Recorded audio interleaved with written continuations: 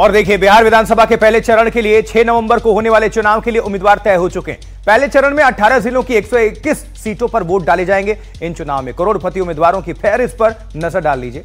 NDA के 92 उम्मीदवार करोड़पति हैं, तो महागठबंधन के 86 प्रत्याशी करोड़पति हैं। पहले दौर में सबसे अमीर करोड़पति उम्मीदवार हैं जेडीयू के कुमार पुष्पंजय, जिनकी संपत्ति है 71 करोड़ 57 लाख रुपए।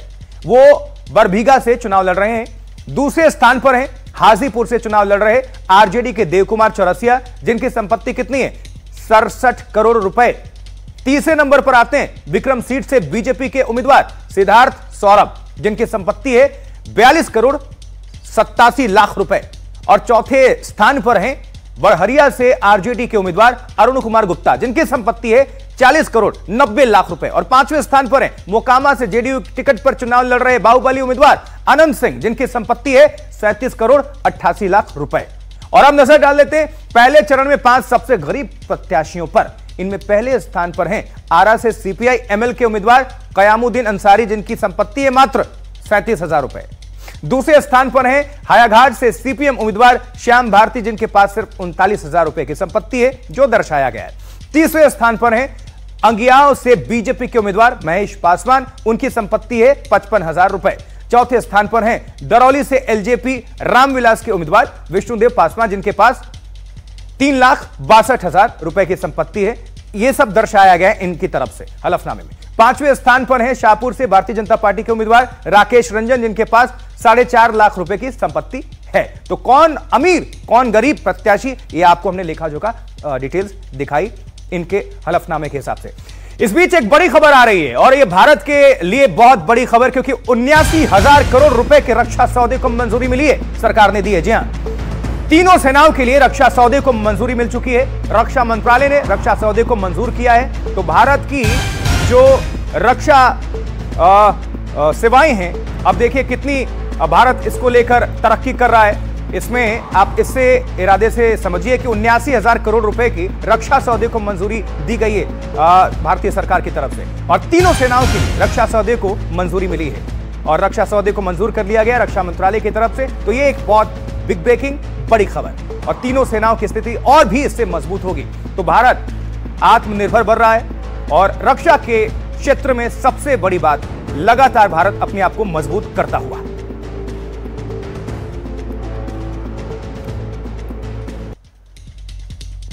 तो चलिए, ये ब्रेकिंग न्यूज आप सभी तक हमने पहुंचा दी।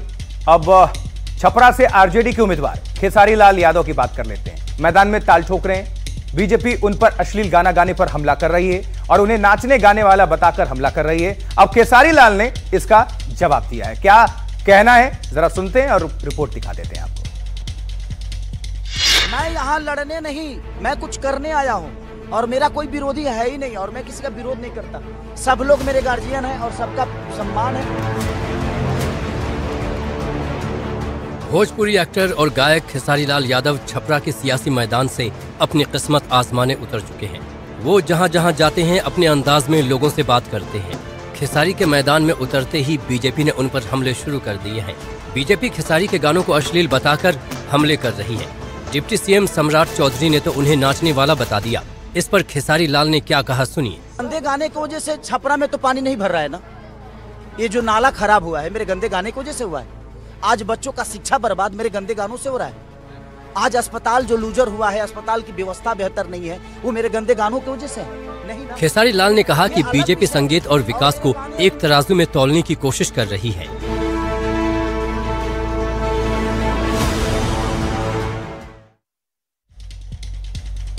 चलिए, खेसारी लाल यादव की हमने बात कर ली। अब अगली खबर क्या है? अगली खबर कहां से आपको बता दें, बिहार से, क्योंकि बिहार में एनडीए के अहम सहयोगी चिराग पासवान को इस बार उनके कोटे से ठीक ठाक सीटें मिली हैं, लेकिन उनकी चुनौतियां कम नहीं है। 2 सीटों पर एलजेपी रामविलास के उम्मीदवारों के खिलाफ एनडीए के बागी ताल ठोक रहे हैं।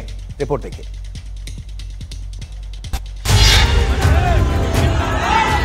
सीट बंटवारे में चिराग पासवान ने अच्छी सौदेबाजी की। एलजेपी रामविलास को 29 सीटें मिलना उनकी बड़ी कामयाबी है। वो जमकर चुनाव प्रचार में जुटे हैं, रणनीतियां बना रहे हैं, लेकिन 2 सीटें ऐसी हैं जो उनकी टेंशन को बढ़ा रही हैं। इन दोनों सीटों पर एनडीए के बागियों ने पर्चा दाखिल किया है। एक सीट पर जेडीयू और एक सीट पर मांझी की पार्टी हम के बागी ने ताल ठोकी है। बोधगया सीट से हम के राष्ट्रीय प्रवक्ता नंदलाल मांझी ने नामांकन दाखिल किया है। बेगूसराय जिले की साहेबपुर कमाल सीट से जेडीयू के बागी शशिकांत कुमार उर्फ अमर कुमार निर्दलीय पर्चा भर चुके हैं। अगर ये दोनों बागी जिद पर अड़े रहे तो फिर वोटों का बंटवारा तय है और चिराग पासवान के उम्मीदवारों को इसका नुकसान उठाना पड़ सकता है।